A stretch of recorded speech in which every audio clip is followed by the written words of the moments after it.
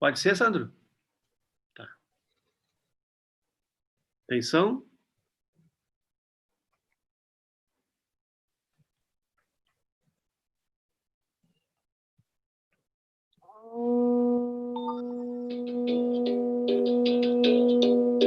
Rádio Web Ação Paramita.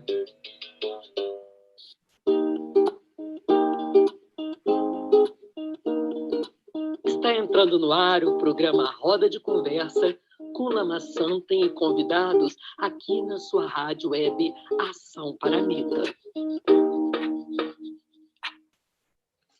Bom dia, bom dia, bom dia, ouvintes da Rádio Ação Paramita. Se você é um ser do futuro, está ouvindo aqui também em nossos podcasts, bom dia, boa tarde, boa noite para você também. É um prazer começar aqui mais uma roda de conversa. Hoje, trabalhando com o tema da educação para a liberdade. Hoje, a gente está aqui com a Cláudia e o André, na nossa equipe técnica, e para conversar com a gente trouxe a Carol Sena. Bom dia, Carol. Bom dia. Bom dia, pessoal. Minha conterrânea.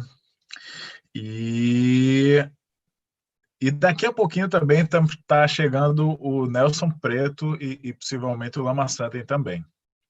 Então, para começar, Carol, se apresenta para a gente aí. Quem não te conhece, quem é a Carol Sena? Para quem é praticante budista, essa pergunta é um pouco complexa, né? A gente sempre fica construindo e desconstruindo a compreensão sobre quem a gente é, né? Mas a gente pode contar uma história, assim, do que a gente fez, por onde a gente andou. Então, eu sou pernambucana, vivo aqui no Rio Grande do Sul já faz uns 8 anos agora, já tem um tempo, né? E já estou há uns 15 anos cultivando essa conexão com o budismo, com o estudo e a prática do Dharma, principalmente na relação com o Lama Santem, né? Esse é o motivo pelo qual eu me mudei aqui para o Rio Grande do Sul. Tive uma trajetória nos movimentos sociais em Recife, uma conexão com o pessoal da pós-graduação em Educação e Espiritualidade, lá da UFPE, o pessoal do NEINFA, Alexandre Freitas, Aurino.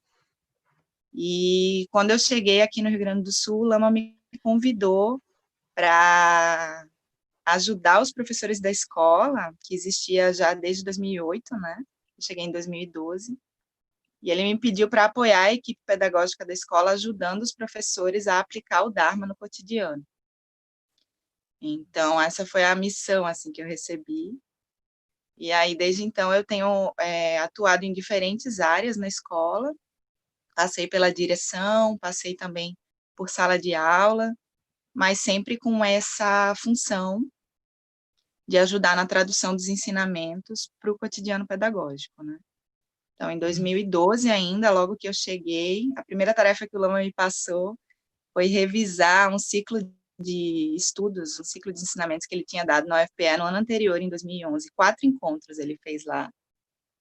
E esse material foi transcrito pela Sangha, o Lama me pediu para editar, e isso se tornou uma das bases do referencial pedagógico da escola, que eu organizei em 2012, em parte compilando os ensinamentos do Lama sobre educação, e em parte escrevendo como que eu via essa tradução, né? A partir da minha experiência anterior, porque antes, em Recife, eu já tinha trabalhado na Escola Waldorf. Então, eu tinha feito parte dessa aplicação, assim, na minha prática como educadora. E aí, desde 2018, depois que eu saí da direção da escola, o Lama criou essa identidade, assim, de tutor em educação do Instituto Caminho do Meio. Então, eu tenho viajado, tenho oferecido cursos em diferentes SEBs, em diferentes contextos, para compartilhar um pouco dessa experiência acumulada nesses anos, né, na Escola Caminho do Meio. E sigo atualmente como tutora da Escola Caminho do Meio também, apoiando a equipe nessa formação permanente sobre os temas do Dharma, conectados com a prática educativa. Maravilha. Também tenho 2 filhos, o Lucas, de 7 anos, e o Francisco, que vai fazer 1 ano agora, dia 20, canceriano. Que nem tu, né, Sandro? Que nem o Dalai O teu já Lama de passou? ontem. Exatamente. Já. Eu sou da antevéspera de São João, bem no comecinho, 22 de Que junho. legal. Então, Eu- também tenho uma vivência com a cultura popular pernambucana, toco rabeca, gosto bastante de música, tem uns diálogos aí nesse campo. Maravilha. E o Nelson Preto parece que está chegando aí também, né? Bom dia, Nelson. O som está fechado.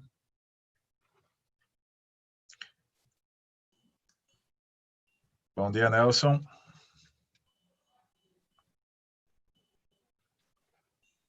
Bom dia, Nelson. Tô sem som. Estão me ouvindo? Estamos Agora sim, sim, estamos Eu sim. não estou ouvindo Eba. vocês. Espera só um pouquinho. Ah, tá, joia.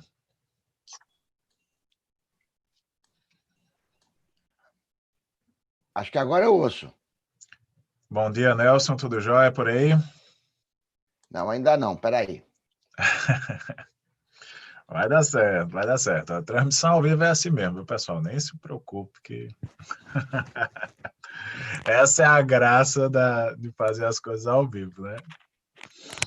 Pessoal, quero avisar que tem o risco de qualquer momento chegar um bebê querendo amamentar aqui. Então, mas eu vou estar por aqui, mesmo assim. Daí, Mas ele está acordando agora, eu estou ouvindo, assim. Mas como a educação faz parte do nosso processo de nutrição, né? Se você for amamentar, fica à vontade, tem tudo a ver com o tema, tá tudo certo. Esse é o lugar de fala das mulheres, né? Exatamente. Então, faz parte. E enquanto o Nelson se ajeita, eu vou falar um pouquinho mais sobre o tema de hoje, né? O tema que a gente traz hoje para cá. Então, o que é que a gente está querendo ver, assim, quando a gente fala em educação para a liberdade, né? A gente está querendo ver como a educação pode ajudar no reconhecimento da liberdade e no reencantamento da vida, né? Existem currículos e pedagogias melhores para isso, e as ferramentas tecnológicas que utilizamos, em especial essas à distância, né, durante a pandemia, atrapalham ou ajudam nesse caminho.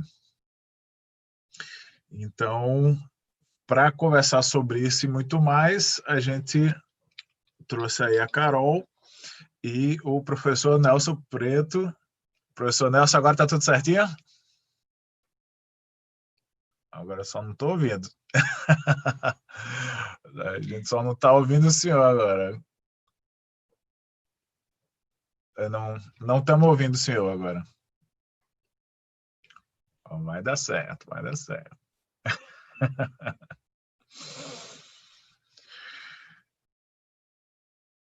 Tá. O professor, a gente não está escutando.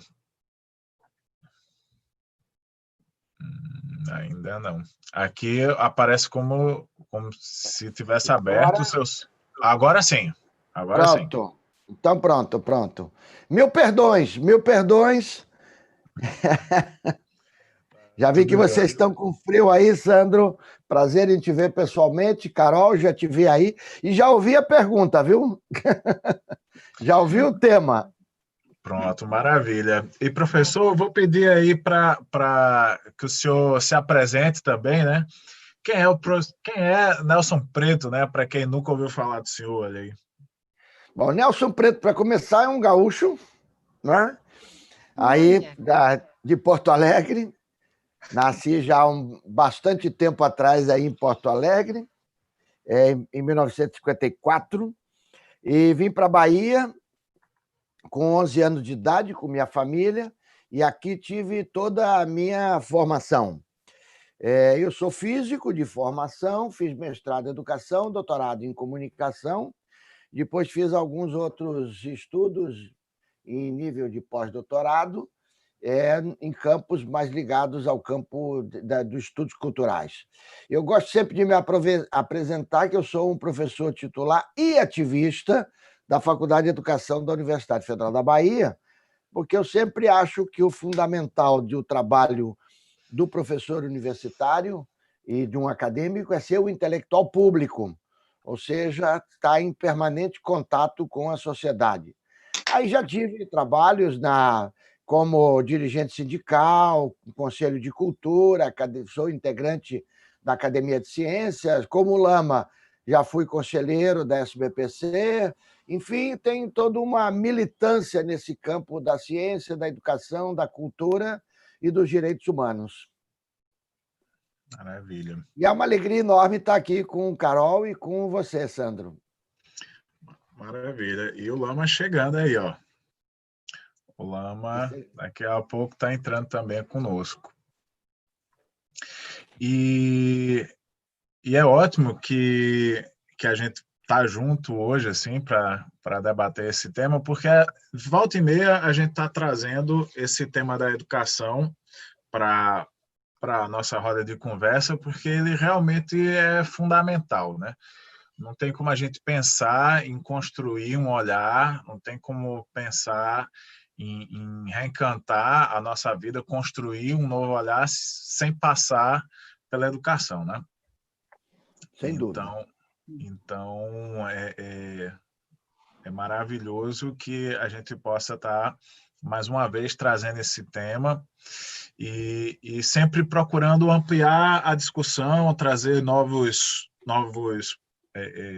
interlocutores, né? Ampliando as possibilidades de olhar esse tema que é tão vasto e tão fundamental, né? De acordo. Então, enquanto o Lama conecta, eu vou perguntar um pouco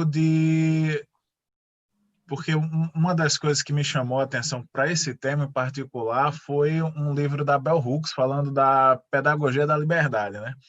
E aí, quando eu fui olhar no índice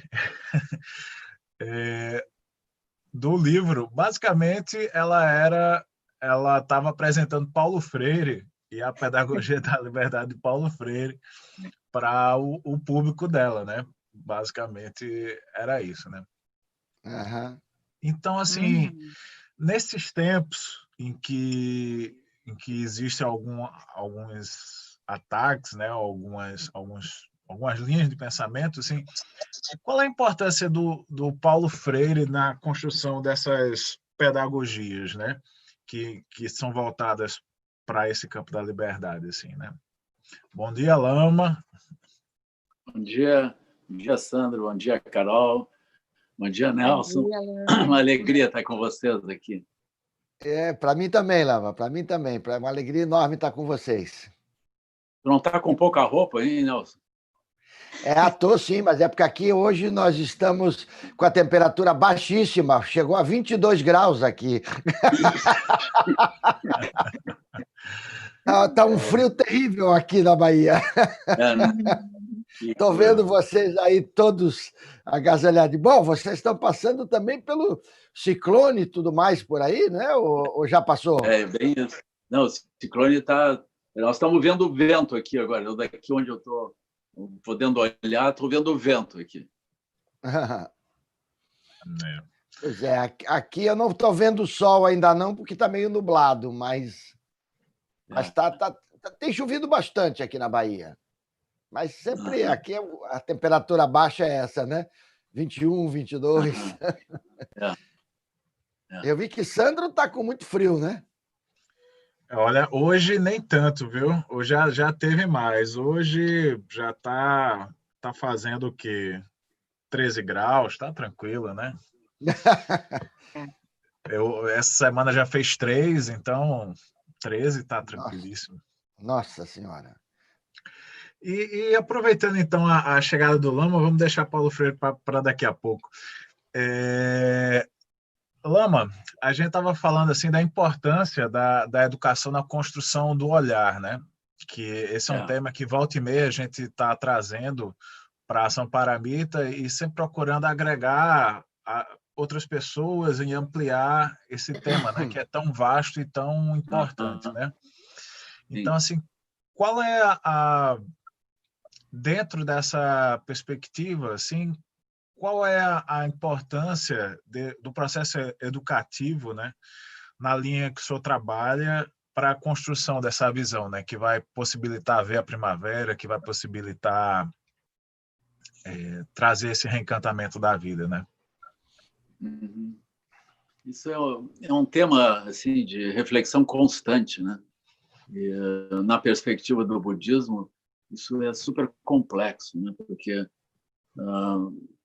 os temas que são trazidos pelos mestres, né, desde o Buda, eles são temas de grande profundidade, mas eles não são temas que muitas vezes podem ser tratados de uma forma direta com toda a população, com todas as pessoas, porque o processo de educação é um processo de emancipação progressiva da pessoa a partir do lugar onde ela está.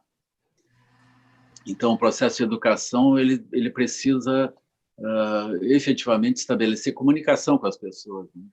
É um processo que não vem de fora para dentro, ele é um processo de alimentar um crescimento que as pessoas venham a ter nas suas visões, na ampliação da sua visão.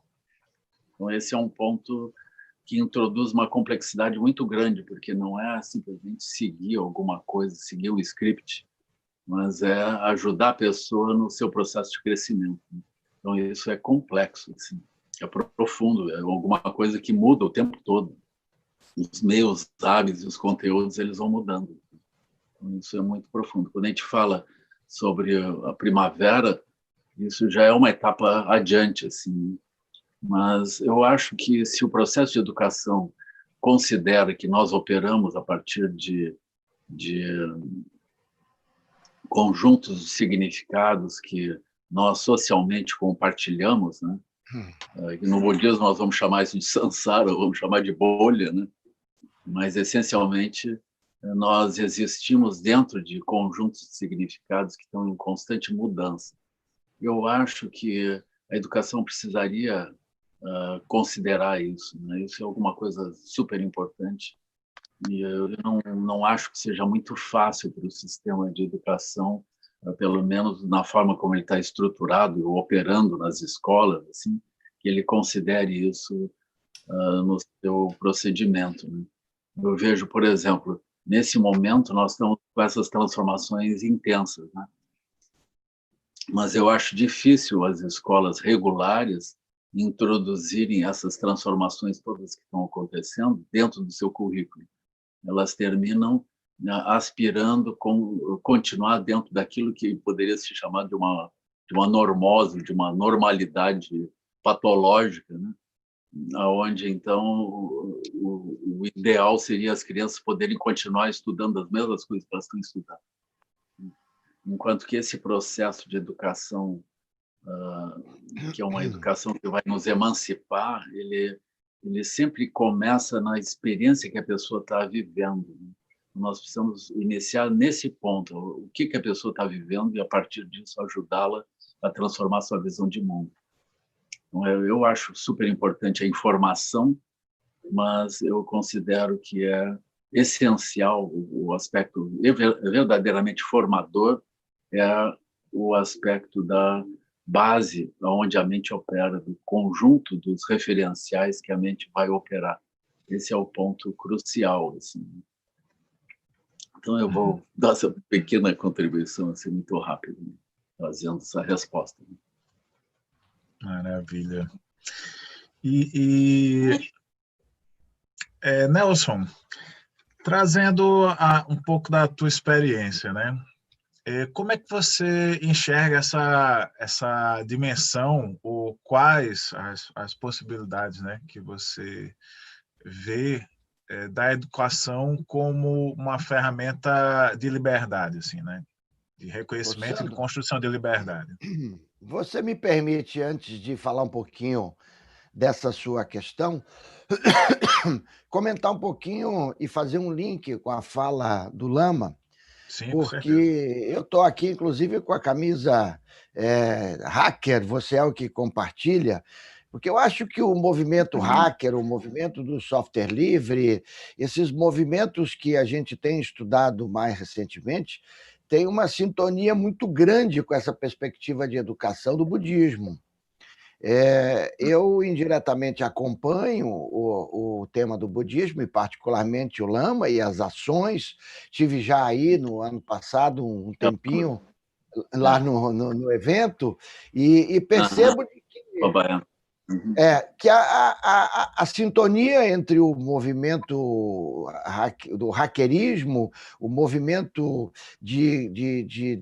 dessa meninada de todas as idades e o budismo tem uma sintonia muito grande, porque estão centrados exatamente, Carol, Sandro e o Lama e aqueles que nos ouvem, em princípios que são muito próximos, que são princípios de compartilhamento, com princípios de compaixão, princípios de não acreditar na autoridade, nessa perspectiva vertical, que é muito centrada nisso que o Lama falou sobre a educação, no princípio do descobrir e imediatamente querer partilhar aquilo que você descobre. Quer dizer, eu, do pouco que conheço o budismo, é uma sintonia absoluta e total.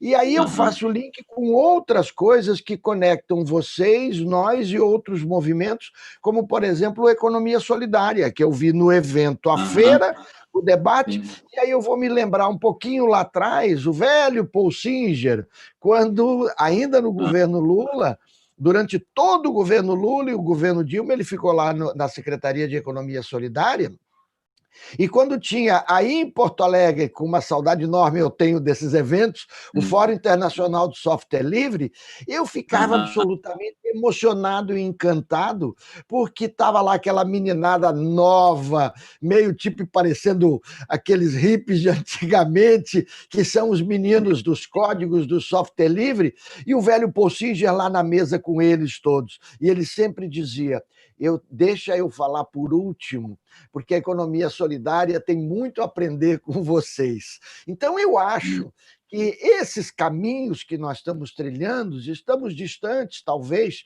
fisicamente, estamos distantes, talvez, em determinadas práticas, mas nós temos uma coisa sintonizada, que é uma perspectiva, para falar só de educação, mas a gente podia falar de mundo, né? Uma perspectiva de educação que está centrada na perspectiva da formação de um cidadão e de uma cidadã livre, e um cidadão autônomo. E eu acho que aí eu partilho integralmente com a posição do Lama, com esse sistema do jeito que está, não existe possibilidade, porque, ao contrário, o sistema educacional hoje, e veja, eu estou falando da educação básica até a própria universidade, né? Justamente aonde você poderia ter a essência da liberdade, que é na universidade, porque dali adiante a pessoa já vai adentrar no mundo onde ele vai ser exigido mais plenamente ter autonomia, ele ainda tem uma formação escolar no pior sentido da palavra, né? Quer dizer, uma formação onde a autonomia, a liberdade, a colaboração, nada disso funciona. Vejam, eu gosto sempre de lembrar o menino e a menina caminhando no processo educacional, né? Ele chega nos primeiros anos de escola, a professora, normalmente professora mulher, só estimula.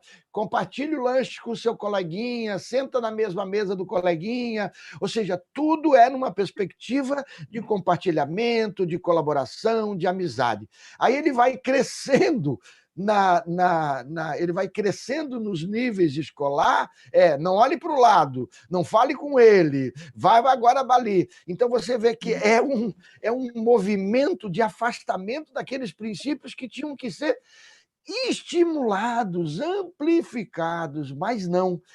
Faça tudo individualmente. Lá era tudo coletivamente, aqui já vai tudo para o individualmente. Então, quer dizer, é um sistema educacional que só tem uma possibilidade da gente modificar ele, se a gente hackear esse sistema.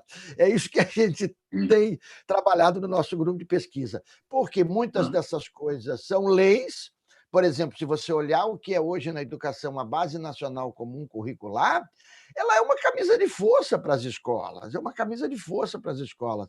Ela vai obrigar o professor a ser uma pecinha na engrenagem onde ele vai ali cumprir determinados conceitos da nossa física, da biologia, da ciência. Então, o professor vai ficar. E com esse momento dramático que a gente está vivendo, o que antes não era normal, porque não é possível a gente falar em nova normalidade, porque nós não vínhamos vivendo uma normalidade. O mundo vivia uma desigualdade profunda, e um mundo desigual, racista, homofóbico, não é um mundo normal. Então, nós não vamos ter nova normalidade. O meu medo nesse futuro próximo é que a gente tenha uma normalidade exacerbada, porque como a gente vai precisar cada vez ficar mais separado por conta do contágio, né, da proliferação da pandemia, da Covid e de outros que podem vir por aí, porque aí a gente depois pode entrar nas questões ecológicas, que são sérias, e que eu sei que vocês são atentos a isso, você veja, vai ser estimulado cada um ficar no seu canto. Então, a possibilidade de formar gente mais intolerante, mais racista, mais misógina é maior ainda. É maior ainda. Então, eu acho, meus queridos que nos acompanham aqui, Lama, Carol e Sandro, que a gente está vivendo um momento muito difícil, porque este tema de uma educação para a liberdade está sendo cada vez mais afastado do nosso horizonte. E a gente não pode deixar isso acontecer. Isso. Carol? Pois é. É um horizonte bem desafiador, né? Esse que a gente está vivendo, um momento crítico, assim. E as escolas todas atônitas, assim, tentando se reinventar em 5 minutos, né? Tentando manter uma experiência de normalidade dentro de um contexto que convida justamente a repensar de forma profunda a maneira como a gente está vivendo, né? Então, uma coisa que eu sempre gosto de lembrar é o quanto é importante a gente descolonizar até a nossa própria concepção de educação, assim, porque a gente precisa diferenciar a educação de escola, né? O processo de escolarização é um processo específico dentro do processo de educação, mas não são sinônimos. E, no geral, na nossa sociedade, a gente tende a achar que educação é um tema de escola, que é um tema para professor, que é um tema para poucos da sociedade, enquanto a educação é inseparável do nosso modo de viver, né? A educação, ela perpassa toda a nossa forma de viver e ela é a maneira como as crianças são introduzidas na vida também. Então, é um tema muito mais abrangente, um tema que diz respeito a todos nós, né? Diz respeito a toda a sociedade.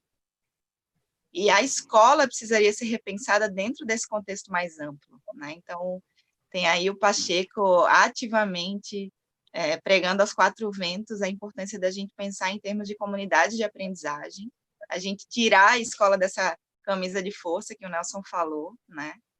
E a gente devolver à escola a percepção de que ela é um organismo vivo, ela é um conjunto de atores da sociedade, ela é famílias, bairros.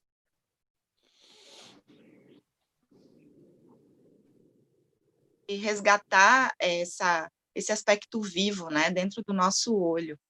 Então, isso é muito importante, assim. Não é fácil, aí falando do lugar que desabilita o meu áudio. Mas falando do lugar de uma escola que tenta se desescolarizar enquanto sendo escola, né? Que a escola... Opa. Rios são grandes, mas esses dias mesmo, na tutoria, a gente estava conversando com os professores dos adolescentes, né? Do pessoal do Fundamental 2, e a gente estava justamente conversando sobre esse tema, Sandro, bem interessante essa coincidência. E aí a gente estava estudando a introdução do referencial. Logo no início tem uma frase do Lama Santen, que está no Meditando a Vida, que o Lama diz: estamos presos a automatismos, no budismo toda... É uma citação livre que eu estou fazendo aqui, né? Mas que no budismo toda educação está voltada a recuperar a liberdade. E aí, conversando sobre isso, um dos professores perguntou qual que era a relação entre liberação no budismo e libertação nessa tradição, né, do pensamento de Paulo Freire, da teologia da libertação, todo esse histórico de uma reflexão sobre libertação no Brasil, no contexto que a gente vive, de um país que é ex-colônia, de um país que tem uma série de marcas graves de injustiça social, né, de falta de equidade, de falta de humanidade mesmo, que o Paulo Freire vai discutir essa questão da humanização das relações, né. Então, achei muito interessante, acho que é uma perspectiva muito interessante da gente pensar liberação e libertação, como é que se relacionam, né. E achei muito bonito quando o Lama falou sobre essa questão de que a educação é também uma forma de comunicação, porque a gente vai entrar em diálogo, né. Então, até conectando com esse tema que o Sandro trouxe, né, de como é que essas tecnologias vão se relacionar com isso, e também com o que o professor falou sobre a questão dos hackers, do software livre, né? Como que a gente pode ampliar esse diálogo enquanto sociedade para a gente ir promovendo essa descolonização, né? Eu acho que o ponto central da gente pensar a liberdade é a gente recuperar essa capacidade, inclusive, de sonhar, inclusive de olhar de outras formas, né? Porque até o nosso sonho, a nossa perspectiva de futuro está colonizada, está presa dentro de uma lógica do paradigma econômico. Então, é uma discussão bem profunda que passa por recuperar a nossa capacidade de olhar, né? Da gente atribuir novos significados até os signos que a gente trabalha, como a própria noção de escola, a própria noção de educação. Tudo isso precisa ser repensado. E a gente reavivar essa perspectiva de rede, né? A gente perceber o quanto esses processos de rede de colaboração são processos educativos, são processos transformadores e são processos que têm um potencial efetivo de promover níveis maiores de libertação ou de liberação, né? Dependendo do termo que a gente for usar. Se vocês me permitem uma colocação, o professor o professor Nelson, né, ele fez uma citação ali que me deixou muito motivado com esse assunto da cultura hacker, que eu, pessoalmente, venho acompanhando há mais de 20 anos isso. Eu tive a grata satisfação de participar das primeiras edições do Fórum Internacional de Software Livre, e numa delas eu assisti essa palestra com o Paul Singer, que o Nelson falou. E uma coisa que sempre me tocou muito assim, é a forma, porque hoje nós só temos a internet do jeito que temos graças a essa cultura hacker, das comunidades silenciosas que existem pelo mundo e que desenvolveram a tecnologia como nós a conhecemos hoje.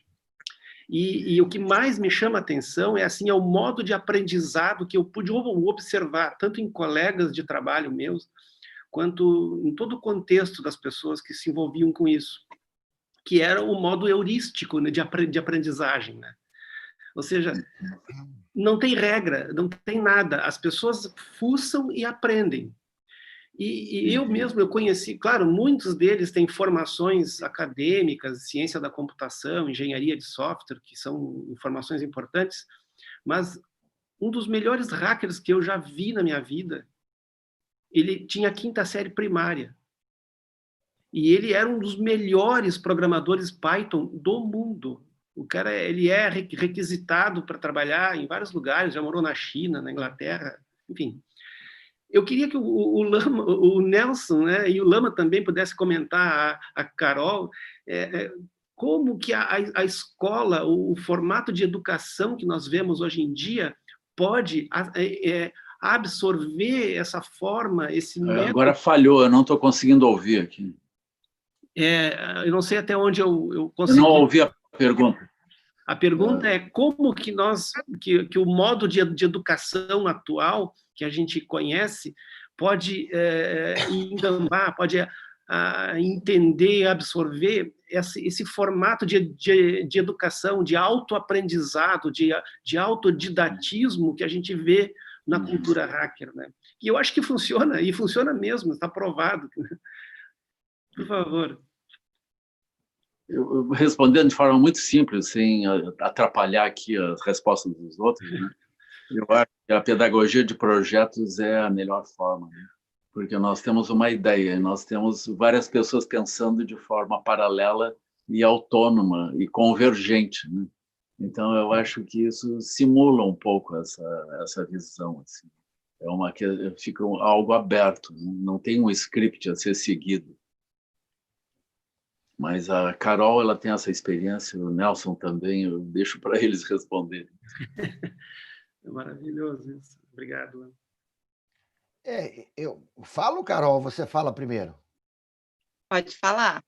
Posso falar Não, depois. eu acho que o Lama está correto. A pedagogia de projetos é, sem dúvida nenhuma, uma frente importante. E o que eu acho importante aí, André, também é compreender de que quando a gente. E eu quero concordar integralmente com a fala anterior de Carol, de que a gente tem que pensar a escola, a educação, como muito maior do que a escola, né? Então, é a pedagogia de projetos, mas é também um conjunto de outras atividades que não necessariamente precisam ser enquadradas dentro de caixinhas. Eu acho que, por exemplo, dentro da pedagogia de projetos, a gente pode ter uma aula magna com Lama, por exemplo, ou com um hacker de 5 anos de idade, e não tem problema nenhum. A nossa questão central é que a gente focou a escola como sendo um lugar de comunicação de um para todos. E essa ideia de comunicação de um para todos não forma para a liberdade e não forma para a comunicação. Então, a pedagogia de projetos e todas as outras metodologias, agora com a pandemia começou a virar moda aí, trazerem novos nomes para coisas que nós já fazíamos, né? Aí fala em metodologias híbridas, metodologias ativas. Quando fala em metodologias ativas, eu me lembro do Frené, lá na década de 50, 60, fazendo rádio escola, fazendo... Eu lembro de Paulo Freire, e agora voltando aqui no Nordeste, o uso do rádio. Quer dizer, então, o que eu penso que é central nesse debate é que a escola, e aí, Carol, indo para a escola propriamente dito, a escola tem que ser um centro irradiador de rebelião. Essa que é a essência da escola. A escola não é um lugar de acomodação, a escola é um lugar vibrante e por isso que os meninos estão doidos para voltar para a escola. Não é para estudar português, matemática, não. Eles estão doidos para aquele encontro, para aquela coisa, aquelas invenções que ele faz, que eles transformam tudo. E os professores também. Então, essa escola viva, no sentido viva de estar fazendo um projeto, estar construindo uma rádio, estar fazendo uma horta, estar fazendo uma programação para modificar um celular velho que achou e vai transformar ele em uma antena, né? Está fazendo como o grupo dos maristas, aí tem uma turma, Eloir é o nome do cara, me lembrei, um querido colega que nem está mais nos maristas, mas que tem um projeto lindo de construção de estações meteorológicas, e todas as escolas tinham estações meteorológicas para os meninos acompanharem as variações do tempo, da temperatura, desses movimentos. Você vê que a gente começa a conversar sobre a minha roupa, a roupa de vocês, a temperatura. A temperatura é a cultura também, o tempo é a cultura. Então, nós estamos, na verdade, tratando desse conjunto de ações que são ações muito importantes para que a escola viva e vibre em tudo isso. Agora, André, me permita pegar a sua fala, antes de passar para a Carol continuar nisso, e fazer um longo parêntese isso, mas não vou ser muito longo, se vocês quiserem a gente volta. Eu acho que é perfeito... Acho que é perfeito esse seu resgate da internet que nós... Olha o verbo que eu vou usar, hein? Que nós tínhamos, né? Que é aquela internet que estes hackers, lá no começo, estamos falando do Tim Berners-Lee, na década de 80, quando desenvolve o www, o grande barato daqueles hackers daquele momento e dos atuais é que eles não patentearam nada. A internet foi um desenvolvimento livre de um conhecimento da humanidade para a humanidade. E hoje, com essas plataformas que nós vamos adestrando, inclusive o Zoom, que é uma plataforma danada para roubar dados e invadir a privacidade, certo? E essas plataformas, que já são conhecidas pelo o nome de Big Five, o GAFAM, Google, Amazon, Facebook, Apple e Microsoft, são os homens brancos mais ricos do mundo, o Google for Education, que está invadindo as escolas e as universidades. Só na pandemia, o dado que eu vi já deve ter uns 15, 20 dias, teve 100 mil novos usuários. Estas plataformas nos roubaram a internet. A internet não é mais nossa, é deles. E eu estou aqui agora fazendo uma batalha enorme para a nossa universidade não aderir a essas tecnologias. Acabei de saber pelos meus colegas aí do Rio Grande do Sul que a URGS aderiu. Os termos que você assina, você entrega todas as suas informações, ou seja, é uma perda de privacidade total que nós estamos tendo com essas plataformas. Então, na verdade, nós estamos vendo também, do ponto de vista das TIs, um desafio muito grande. Eu fecho esse parêntese, porque se a gente for conversar sobre ele, a gente vai fazer muitos programas. Parece, me lembrou o professor Richard Stallman, né? Esse é o discurso dele. Claro, Stallman. Muito bom. Eu acho que essa fala do André trouxe esse ponto essencial, né? Que é esse ponto da aprendizagem. Como é que a aprendizagem acontece, né? Porque aí, enfim, parafraseando o próprio Freire mesmo, a gente fica pensando, e o Pacheco, né? O Pacheco fala muito, a gente fica pensando muito nas ensinagens e pouco nas aprendizagens. Então, a aprendizagem, ela ocorre dessa forma. A gente aprende em primeira pessoa, a gente aprende observando, a gente aprende a partir dos nossos próprios interesses, do nosso próprio entusiasmo. Todo aprendizado significativo ocorre dessa forma, né? Mas a gente enfatiza excessivamente esse polo de quem está ensinando, esse polo do conteúdo que vai ser transmitido, essa perspectiva que o professor Nelson falou de uma escola que fala a partir de um para muitos, né? Mas se a gente for olhar em primeira pessoa como que a gente aprende, aí tem várias pesquisas da neurociência corroborando isso, né? Da importância do entusiasmo e do interesse para que o aprendizado possa ocorrer. Então, Lama falou da pedagogia de projetos, mas eu lembro diretamente do método da mandala, que é o método que o Lama usa na escola aberta e livre, que é o SEB, né? Que é a gente localizar esse aspecto interno que nos move. A gente trabalhar a motivação, a gente fazer brotar um interesse genuíno, né, pelo nosso processo de desenvolvimento. Então, esse aspecto é essencialmente humano, assim. E aí eu achei muito linda a descrição que o professor Nelson fez da escola, dessa escola que está para além dos documentos, essa escola que é a vida real, né, que é as crianças se encontrando, os adolescentes se encontrando. Então, essa efervescência, ela é própria do humano. O problema é que a gente tenta ficar abafando isso, botando as crianças tudo uma atrás da outra, engessando todos os processos, e a gente literalmente ignora toda essa riqueza, porque a gente vai olhar apenas para um protocolo, para uma prova, para uma nota, né? Mas, em paralelo, a vida está acontecendo, é como se fosse esse aspecto rizomático, assim, que vai por baixo e a vida vai insistindo em acontecer, né? Então, isso que a gente precisa olhar, é como se a gente não precisasse necessariamente instaurar uma coisa radicalmente nova, mas abrir espaço para a humanidade ser humana, abrir espaço para o potencial das crianças poder florescer. Né? Então, a gente fazer menos, a gente facilitar os processos naturais, engessar cada vez menos esses processos naturais. E aí, uma última coisa que eu queria trazer, que eu considero de altíssima relevância nesse ponto especificamente, é toda a pesquisa que está sendo desenvolvida com o apoio do Instituto Alana, né, mas principalmente o pessoal do Território do Brincar, porque eu considero uma evidência clara desse potencial humano, criativo, luminoso.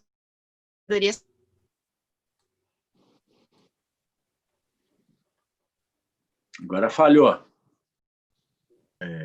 Congelou um pouquinho o áudio dela ali, sem problema. Daqui a pouco volta.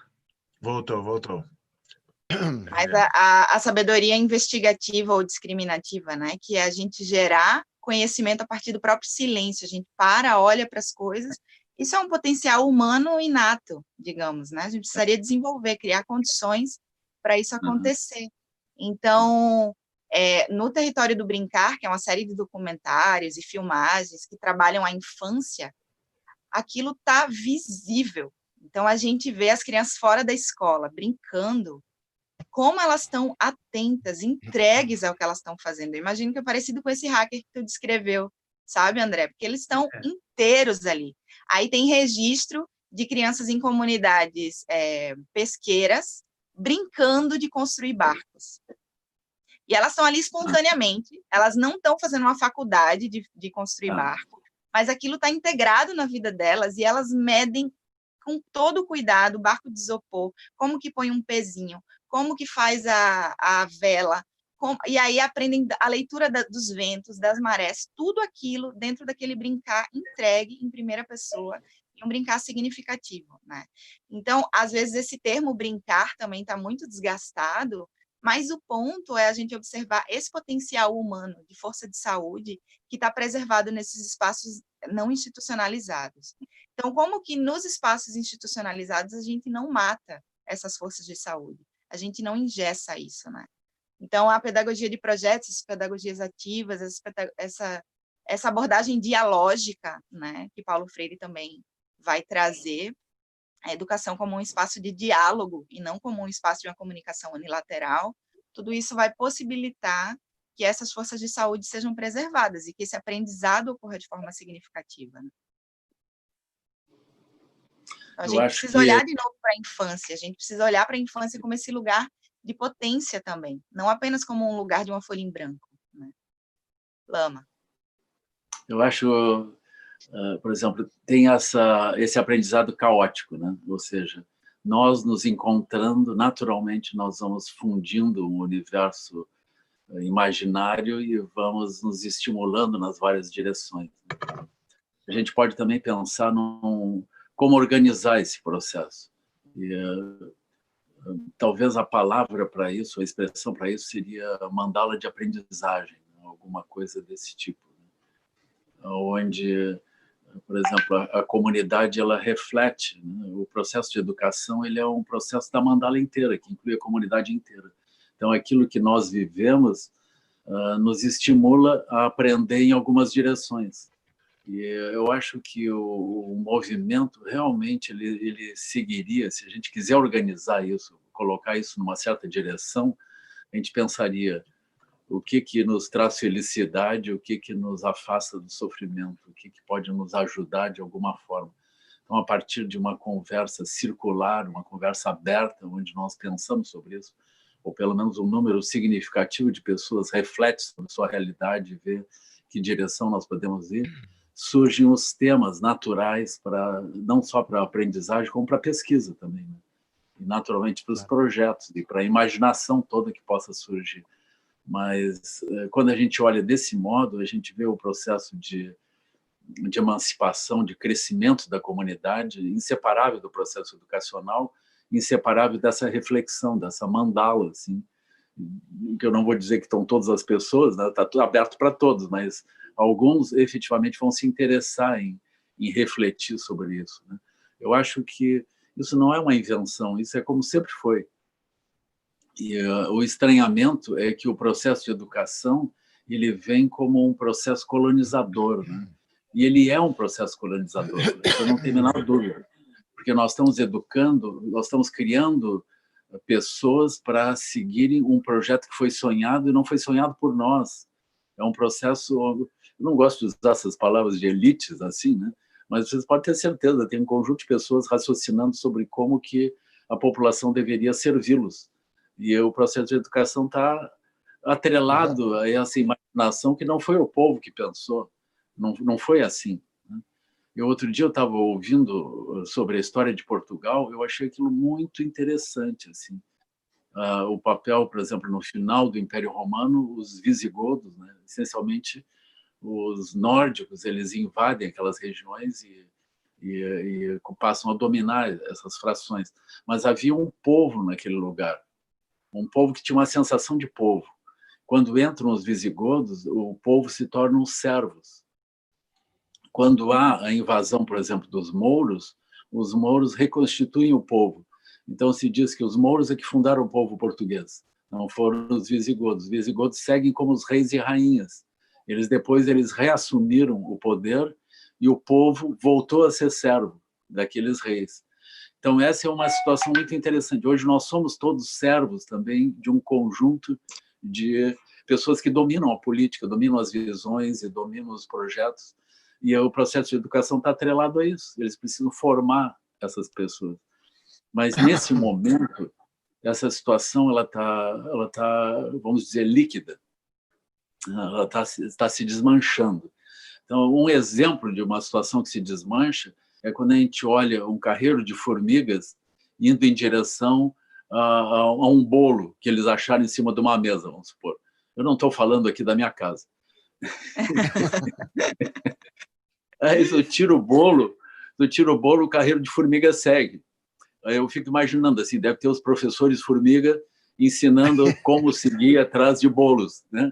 Só que o bolo não existe mais, mas a formação segue. Então, nesse momento, as escolas seguem formando pessoas para um mundo que não existe mais. Perfeito, perfeito. Isso dá uma sensação muito estranha assim, de realidade, né? E essa urgência que, então, as escolas elas seguem ensinando português e matemática, seguem ensinando geografia, seguem ensinando história, dentro de visões que elas estão formando servos para um mundo que já não que está craquelando, ele está deixando de existir, ele vai se transformar, ele vai virar uma outra coisa, né? Então mas essa urgência da educação, essa pressão sobre as crianças hoje na internet, ela rouba a capacidade das crianças de refletir, de pensarem junto com a comunidade.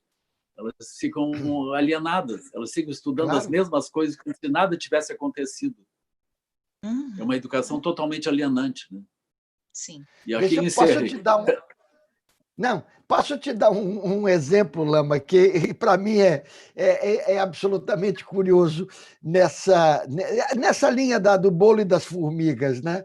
Quer dizer, aí aconteceu que foi esse vírus invisível, que ninguém sabe cadê ele, onde ele está, que faz a gente ficar com bombinha de gás, atirando de álcool, atirando em tudo que é lugar, sem ver, fica todo mundo dentro de casa. Aí as escolas desesperadas querem continuar. Olha aí, ó, tirou o bolo. Isso. E as escolas querem continuar com as formiguinhas caminhando. Então, o que eles fazem? Eles pegam pela internet e fazem aulas destas disciplinas todas, regularzinho, horário por horário, inclusive com o horário do recreio, com o horário do intervalo. Quer dizer, não consegue nem aproveitar o momento esse que desorganizou o planeta para desorganizar a educação. Quer dizer, a imagem da formiga e o bolo usarei o resto da vida, porque é exatamente isso. Quer dizer, você tirou o bolo, o planeta está em polvoroço e está lá obrigando o professor a dar aula de escrita, de matemática, é capaz de nem falar de vírus. É capaz de nem falar de vírus. É uma educação alienante, ela ocupa o tempo do outro, não deixa o outro pensar sobre a sua realidade e fica ensinando alguma coisa que não faz sentido.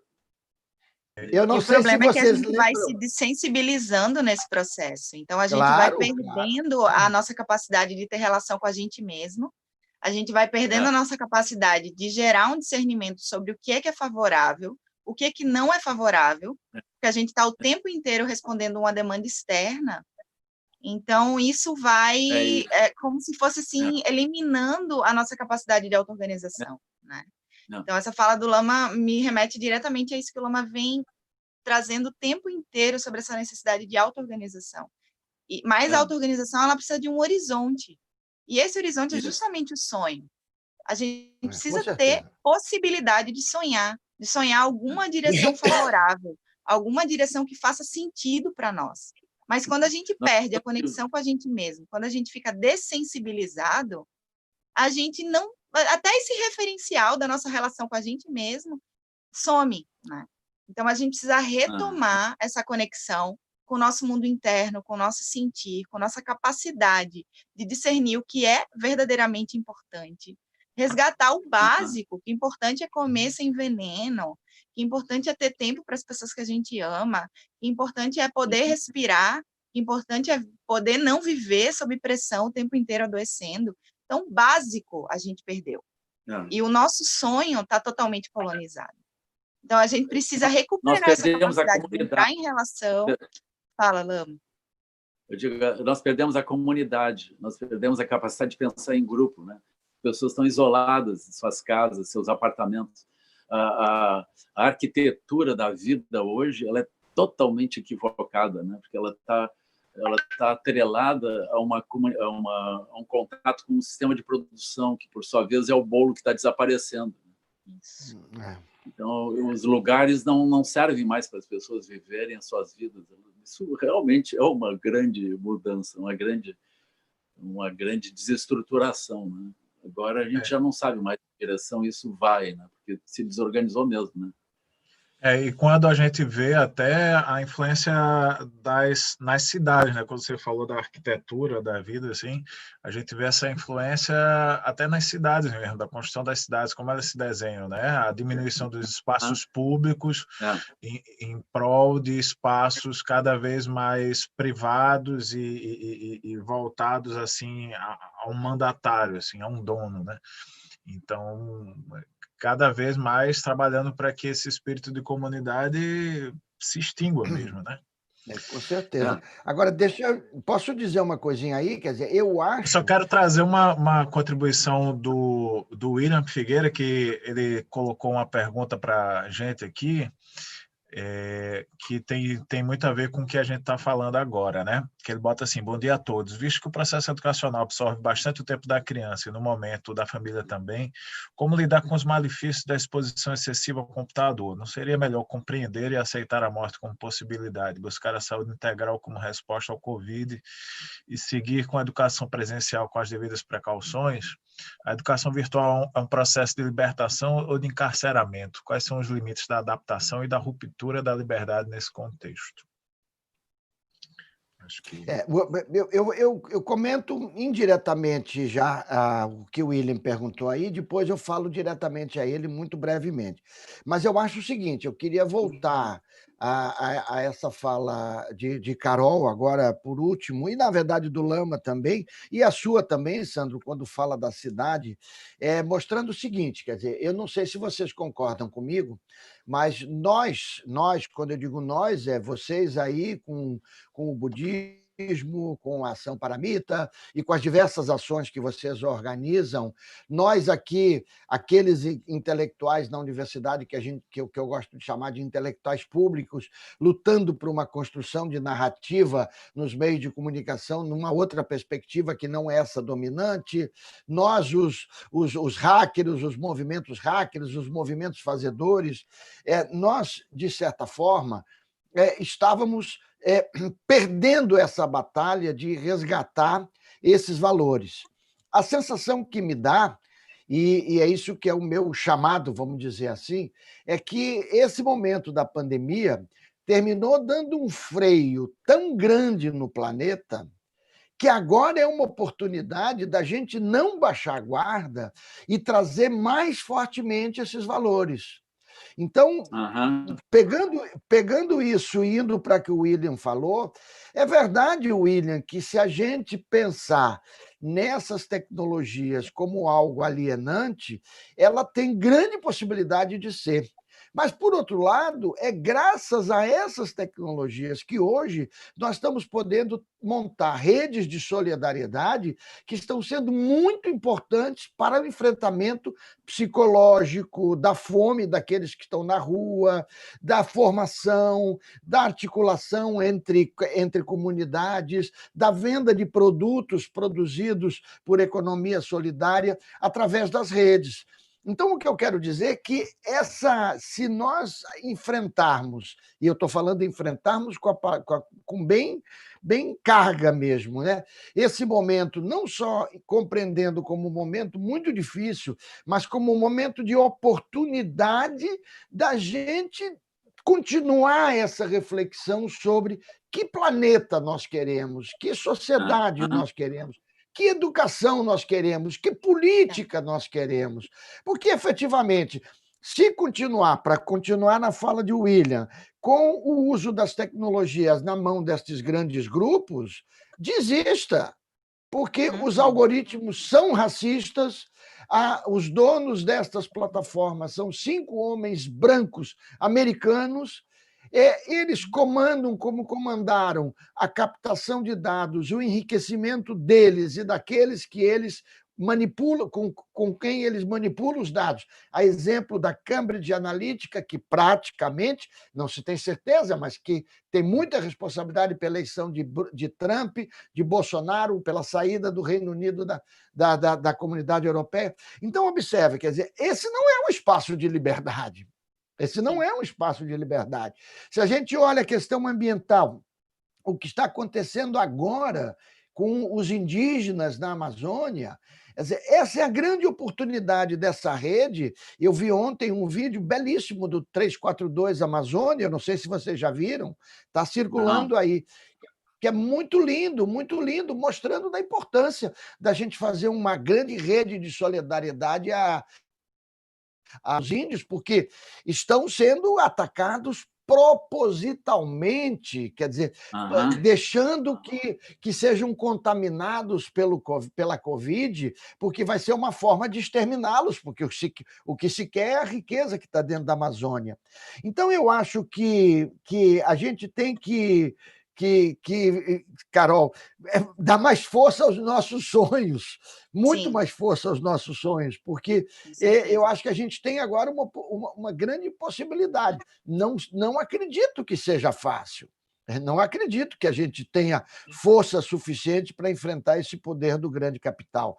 Mas nós vivemos de luta, né? Nós vivemos de colaboração. Então, eu acho que agora é um momento da gente unir forças no resgate desses valores. Eu acho que essa é uma luta, essa é uma história que não começou agora, né? Essa é uma história que se reedita, né? Se nós olhamos assim, a gente volta para a Revolução Francesa, né? Nós voltamos assim séculos e a gente vem vindo para trás.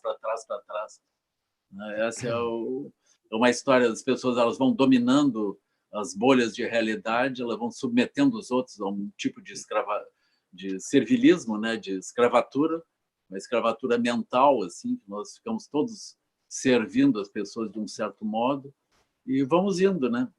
E agora é o nosso tempo de passar por isso e passar de forma consciente.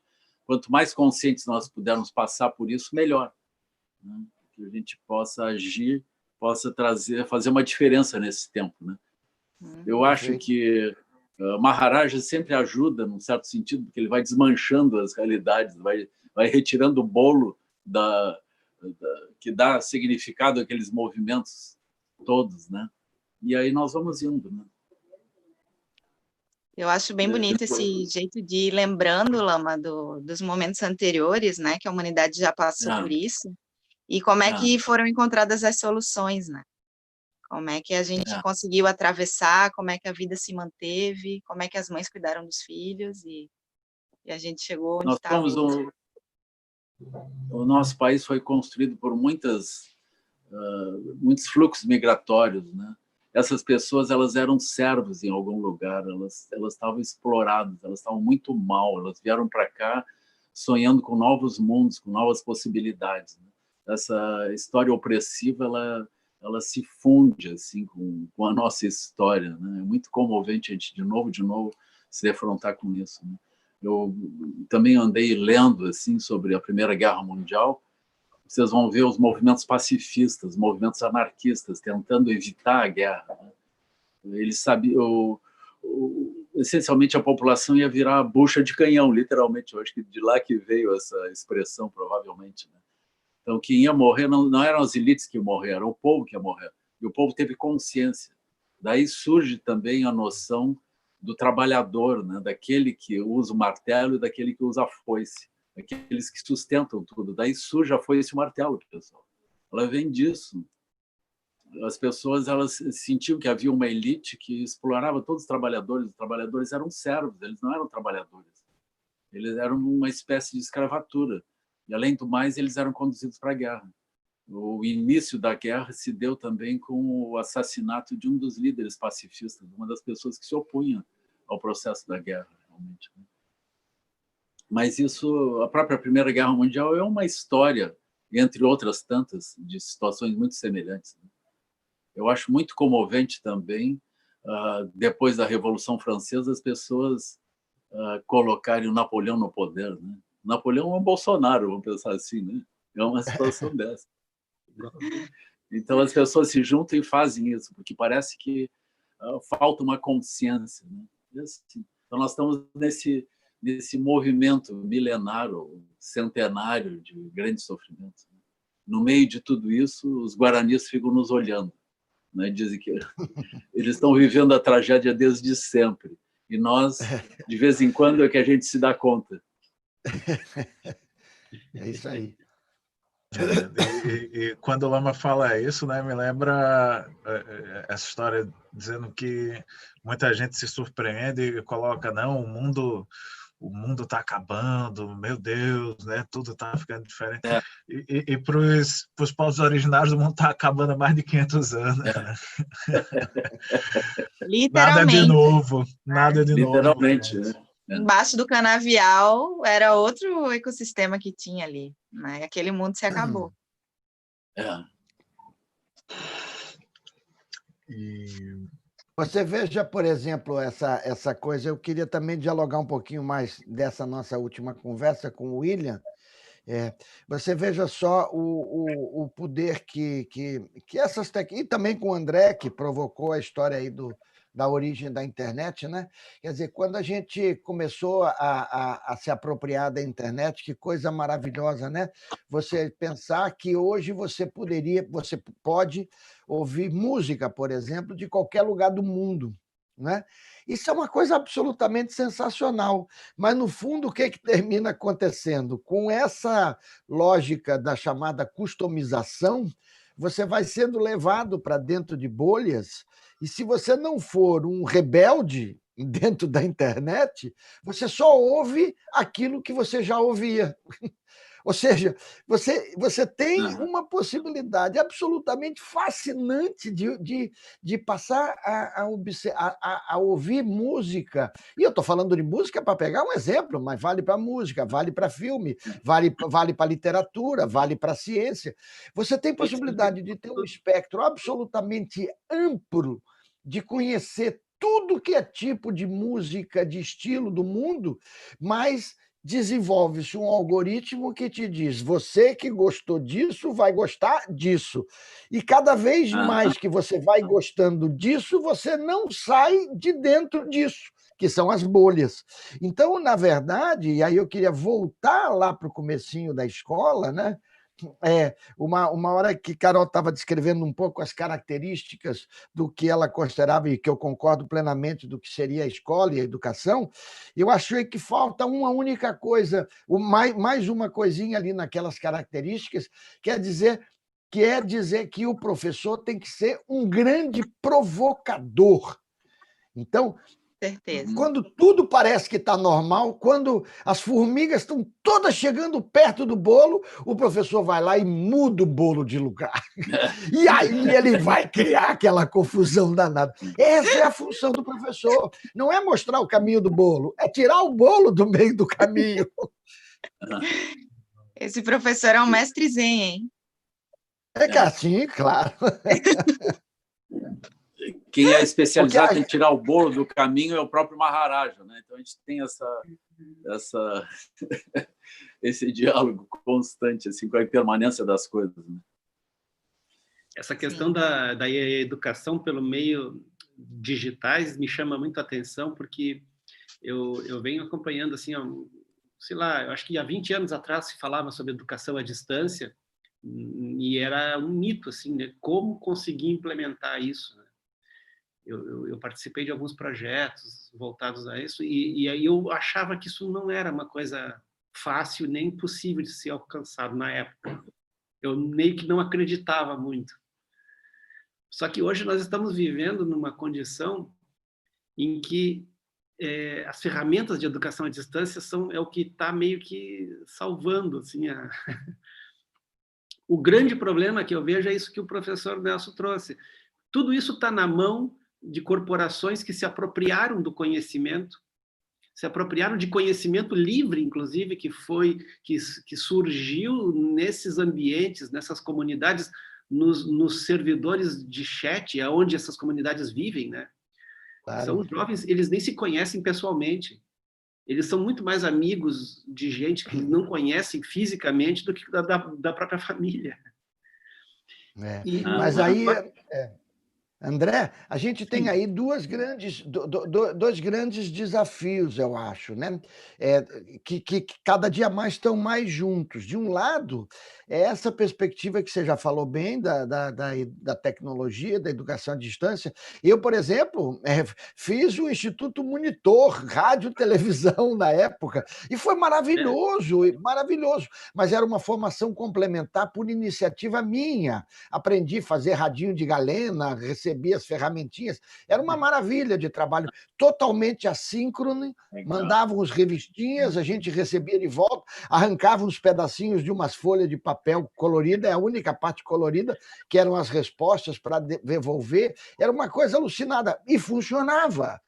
Então, agora, o que termina acontecendo é que você vai ver que esse uso das tecnologias, por um lado, foi capturado por essas grandes empresas, e o dramático de tudo isso é que também a educação foi capturado por um conjunto de empresas que são os que o professor Luiz Carlos de Freitas, da Unicamp, chama de reformadores empresariais da educação, que são esses que a gente vê todo dia no jornal, que são os institutos Unibanco, Ayrton Senna, todos pela educação, Lehman, são os grandes empresários que têm interesse de fazer uma educação numa perspectiva mais dirigida para essa lógica de mundo capitalista. Então, você veja que é um casamento perfeito, que são esses reformadores empresariais com estas plataformas centralizadas oligopolistas. Quando eles se juntam, nesse governo e nesse momento da pandemia, isso é um terreno aberto para eles estão, como a gente diz, nadando de braçada. Nadando de braçada. Universidades corporativas, né? Eles estão com tudo. É claro, claro. E tudo isso que nós falamos nessa 1 hora de conversa não interessa nada. E a solução? Para onde é que nós vamos? Olhando assim, com a liberdade que a gente sabe que tem em mãos, como é que nós podemos usar essas ferramentas que elas ainda continuam livres, existem alternativas, para nós caminharmos no sentido de libertar as mentes das pessoas, né? Bom, eu já falei. E aproveitando essa pergunta do André, porque o William tinha colocado lá a questão se essa questão virtual contribui para reforçar esse modelo, assim, vamos chamar assim, da formiga do bolo, assim, né? Então, como é que a gente sai desse modelo para outros mais amplos, né? Porque me parece que esse modelo de educação que reforça as grades da prisão e não liberta já era anterior à questão de ser virtual ou não, né? Exatamente. Então, como é que a gente vai além disso, né? Bom, hackeando o sistema. Hackeando o sistema, com certeza. Eu acho que o ponto central é o estabelecimento da mandala social, mandala de aprendizagem. Esse é o ponto. É como se a gente fosse usar a palavra revolução. A revolução vai começar no encontro das pessoas. E esse encontro das pessoas, ele precisa se dar dentro de uma área, de um círculo, dentro de uma horizontalidade, dentro de uma capacidade de reflexão. E o processo de educação e todo o resto ele vem em decorrência disso, né? Já a dominação ela vai surgir por uma escala. Então, as pessoas elas têm a tendência a ampliar a escala. Um exemplo é as questões de saúde. Mesmo agora no coronavírus, nós evitamos, ou seja, as palavras que circulam, elas não incluem, por exemplo, nos ajudar a estimular o nosso sistema imune, que, enfim, é a única coisa que está funcionando, a única coisa que pode funcionar nesse momento, né? Porque todos os outros remédios eles são remédios paliativos. Está todo mundo falando de respirador, pessoal, nós já temos um pulmão, nós temos todo o sistema respirador, nós já temos. Nós só temos que preservar esse sistema, né? Tá certo que, eventualmente, nós precisamos de respiradores artificiais, né? Mas o centro da coisa é o sistema imune. Mas ninguém fala, ninguém nos ajuda a como alterar a alimentação, como melhorar com o exercício, e como usar chás disso e daquilo, e como que a gente pode se manter com saúde. Isso é, por exemplo, a economia de escala. Eu preciso vender muitos respiradores, eu preciso vender muitas drogas, eu preciso vender cloroquina, eu preciso satisfazer indústrias de escala. Então, o processo de dominação ele vem todo pela escala.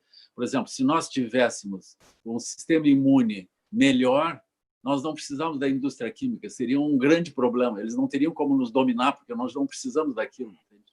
E assim segue. As redes de eletricidade, por exemplo, se nós temos a necessidade de distribuir eletricidade desse modo, nós estamos na dependência de sistemas muito grandes. Mas se a gente tiver autonomias regionais, autonomias locais, nós perdemos, nós nos independizamos progressivamente. Então, a escala é uma coisa importante. A economia local é crucial dentro desse processo. Mas isso não é algo para ser planejado. Ou seja, as próprias comunidades elas têm que trabalhar na sua autossuficiência, na sua resiliência. Mas esse processo é um processo de encontro entre pessoas. Esse é o software. A gente precisa de mandalas, precisa se encontrar. E as mandalas se encontram entre si. Elas se trocam, elas se ajudam. Então, quando a informação circula promovendo autonomia, nós promovemos liberdade. Quando a informação circula produzindo uniformidade e escala, nós estamos fomentando o surgimento de grandes grupos e processos de dominação. E a gente cultivar esses referenciais de lucidez, né, Lama, que nos ajudam a sonhar em direções favoráveis. Então, eu vejo quando o Lama está incessantemente ensinando sobre a primavera e abrindo, ampliando essa visão, né? A gente precisa desses olhares. Então, a tradição budista é uma tradição humana e com muita lucidez dentro, os povos guaranis. Então, estava ouvindo o Sidney Rocha, lá do NEINFA, recentemente, e Cidinho, falando sobre essa importância da gente ressituar os nossos modelos de sucesso, os nossos horizontes, né, de realização. O que significa realização para nós? Porque esse ponto conecta diretamente com o tema da educação. A gente educa com algum horizonte de sucesso. Qual que é esse bolo, né? Então, o bolo saiu, mas como é que a gente se organiza de novo? Então, esse processo, o Lama falou, da auto-organização tem um horizonte. Então, esses referenciais de lucidez que os povos tradicionais vão trazer, que o olhar budista vai trazer, como é que a gente entra em contato com isso, né? Então, eu até queria reforçar essa importância, contar assim para o pessoal, né, que a gente está na iminência de publicar um livro, né, Lama, que trata sobre esse tema do olhar da mandala aplicado à educação. Então, todos esses pontos são contribuições assim para a gente poder cultivar esse horizonte desse sonho coletivo favorável, que não seja esse sonho coletivo alucinado, né, da gente destruindo tudo e com esses horizontes de sucesso que só geram caos e destruição à nossa volta.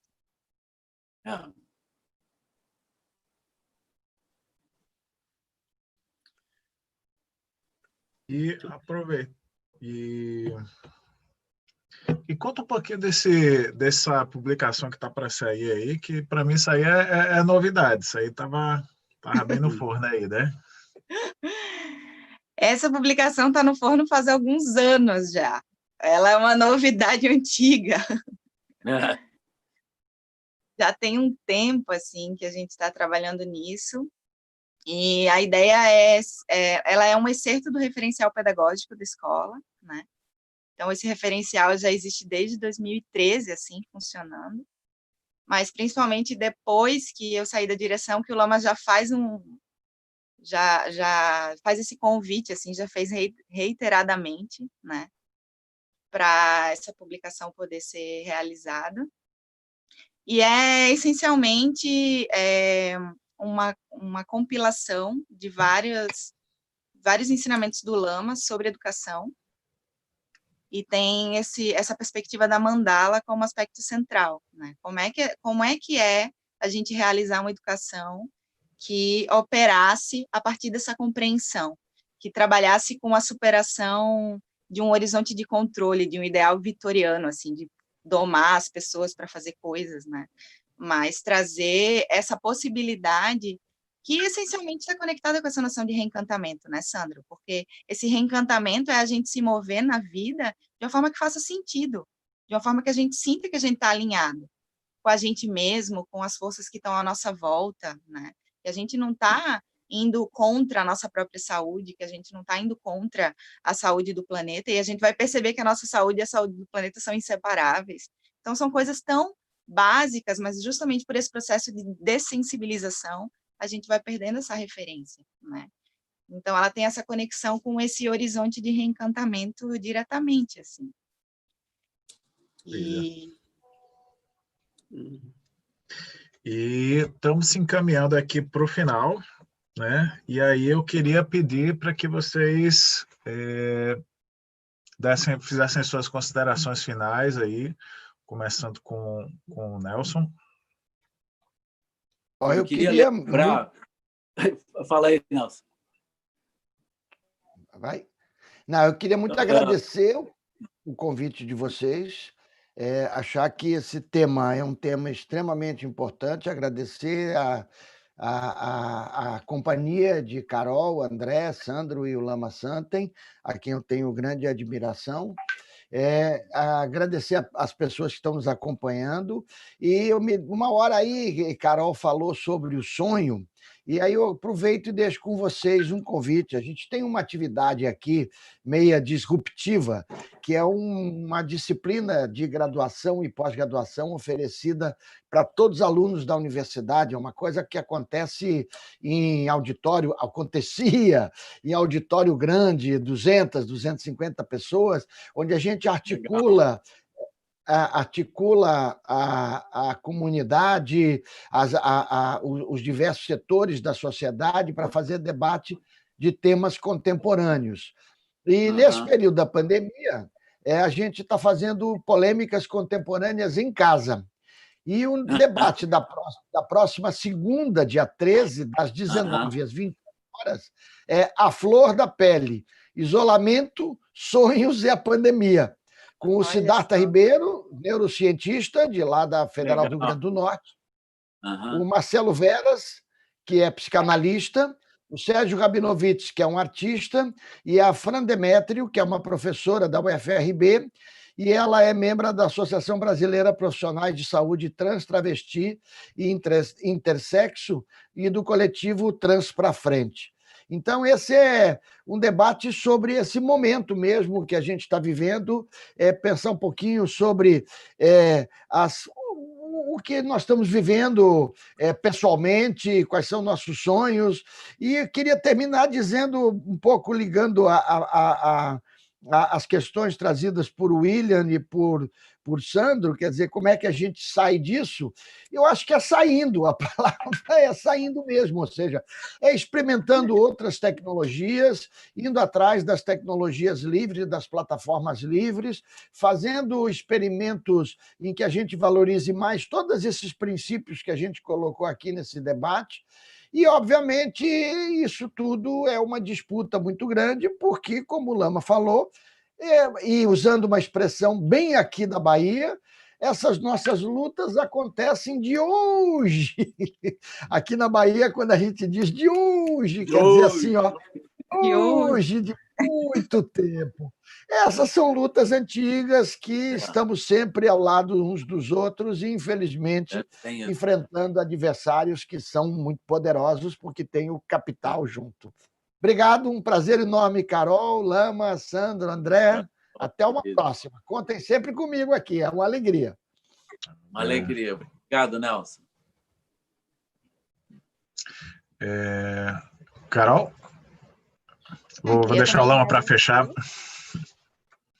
Agradecer pela conversa, né? Um tema essencial, sempre necessário a gente refletir sobre isso. Acho que é um dos nossos sonhos como humanidade, né? Refletir sobre liberdade. Então, são sempre espaços reencantadores, assim. E aí fico lembrando um pouco do Michel Foucault, sabe? Que o Alexandre Freitas, lá da Universidade Federal de Pernambuco, estudou. E o Foucault foi um ávido investigador sobre os sistemas de poder e dominação, né, e todas as formas, assim, de opressão na sociedade. E no final da vida, ele foi investigar o cuidado de si, porque ele foi localizar esse espaço de liberdade nessa relação do sujeito consigo mesmo, né, do sujeito ser capaz de construir uma vida de autoria de si mesmo, que é uma coisa até poética, porque ele percebeu o quanto de influências externas a gente recebe constantemente, quanto a gente é escolarizado, quanto tem a biopolítica, o quanto tem os controles das populações, né? Então, o quanto a importância de voltar esse olhar sobre nós mesmos e localizar esses espaços anteriores à própria colonização que a gente sofre, né? Onde que tem essa possibilidade da gente ter um autogoverno, uma possibilidade de cuidar de nós, né? Da gente aprofundar essa relação de intimidade com a gente. Então, eu sinto que essa é uma das saídas, uma saída para dentro, assim. A importância da gente olhar para dentro, da gente localizar os referenciais a partir dos quais a gente está operando, e a gente ser capaz de reencantar esses referenciais com essa conexão nossa com o nosso próprio coração, né? Com aquilo que faz sentido mesmo. Então, isso como base dessas redes qualificadas, né? Da gente entrar nessas redes a partir desse lugar, dessa reconexão com aquilo que a gente localiza como verdadeiro, assim. Então, essa é uma aspiração, um sonho, né? Gostaria também de dizer que eu considero as escolas como grandes oportunidades, se a gente puder usar elas como esse espaço de encontro, como esse espaço de aprofundamento, elas se tornam algo muito potente, né? Elas se tornam pontos nevrálgicos dentro dessa rede social, cheio de pessoas com o coração ali disponível, amando seus filhos, querendo o melhor para os seus filhos, né? Então, é um ponto muito sensível e muito potente de transformação, como o professor Nelson falou, né? Dessa irradiação, assim. Então, agradecer muito por esse espaço e pela companhia de vocês também. Maravilha. Lama? Eu também queria agradecer e pedir para a Carol e para o Nelson estarem disponíveis para outras vezes também, a gente poder reeditar essas coisas. Eu acho maravilhoso o Nelson com esses contatos todos e com a experiência dele, né? Eu agradeço, eu gosto de te ouvir, Nelson. Fico feliz. Obrigado. E a Carol também, assim, eu fico feliz de vê-la, capacidade de síntese, assim, de deixar tudo muito claro, né? Eu queria também, assim, só finalzinho, lembrar o Ivan Illich, né? Ele refletiu muito sobre essas questões. Eu não tenho um contato assim com ele, senão através do Lutzenberger. O Lutzenberger tinha essa visão. E ele lia muito, né? Ele acompanhou esse pensamento todo do Ivan Illich. O Ivan Illich é um pensador cristão. Eu acho maravilhoso isso, né? Porque nós não... A gente pode pensar, bom, o budismo realmente é crucial. Eu acho que é, mas o ponto central do budismo não é propriamente o budismo, é a tentativa de fazer uma leitura das situações a partir de um ponto fora, de um ponto livre da própria bolha sobre a qual nós estamos refletindo. Então, o pensamento condicionado é um pensamento que reflete dentro da bolha. E no budismo, nós treinamos olhar do lado de fora. Se a gente olhar o que o Ivan Illich está fazendo, ele está do lado de fora, olhando. Ele está num lugar não condicionado, olhando os condicionamentos. A gente não consegue ver os condicionamentos quando reflete a partir deles. A gente precisa estar num lugar fora para poder olhar. Então, essa liberdade interna é o ponto crucial que nos permite olhar a nossa própria vida, a vida dos outros, a vida da sociedade como um todo, né? Então, o budismo ele ensina isso. Esse é o processo de liberdade, né? Esse é um processo de liberação. Liberação do quê? Da bolha. Liberação dos referenciais que nos aprisionam. A gente precisa dessa capacidade, né? Esse que faz, enfim, a humanidade sobreviver, mas não só a humanidade, os seres todos, porque eles são capazes de se reinventar. Então, os seres todos têm, as aranhas têm inteligência, os peixes têm inteligência, todos eles se reinventam constantemente, e os seres humanos também. Aí nós chamamos a natureza de Buda, é a natureza que é capaz de fazer essa reinvenção, porque ela é a natureza livre das próprias construções que ela mesma eventualmente faz, o que ela faz, né? Então, assim, nós estamos nessa aventura, é uma aventura que não começou agora, né? Aliás, é nesse agora, nesse hoje, infinito, assim, né? Ao Sandro ter feito as articulações todas, ao André e a Cláudia também na base, na Flor, toda a equipe ajudando, e especialmente a Carol e o Nelson aqui que estão conosco hoje. Obrigado, pessoal. Tenham um bom dia, bons dias. Obrigado. E eu acho que fica, então, essa questão, né, de desenvolver esse olhar de liberdade, senão a gente vai estar só construindo prisões cada vez mais sofisticadas, né? Muito bom. Às 19 horas. E na sexta, sábado e domingo, a gente tem a estreia do Dharma Causa do Gomercindo, que teve conosco aqui no programa passado, às 10 horas e às 19. E também, lembrando, a gente vai fazer uma live, né? Já que todo mundo está fazendo live, a gente vai fazer live também, do Palco Aberto, dia 18 às 18 horas, dia 18 de julho às 18 horas, trazendo alguns artistas que estão na programação do Palco Aberto. Então, a gente vai fazer esse momento ao Legal. vivo. Acompanha aí. Então, Que legal. Isso aí. Então, grato pela presença de todos, pela participação de vocês e aspiro contar com vocês numa próxima oportunidade. Que os mestres desse encontro se espalhem a todos e até a próxima, pessoal. Obrigado, presidente. Até a próxima. Um abraço. Obrigado. Obrigado, Tchau, Nelson. tchau. Tudo de bom. Carol, obrigado. Obrigado. Obrigado.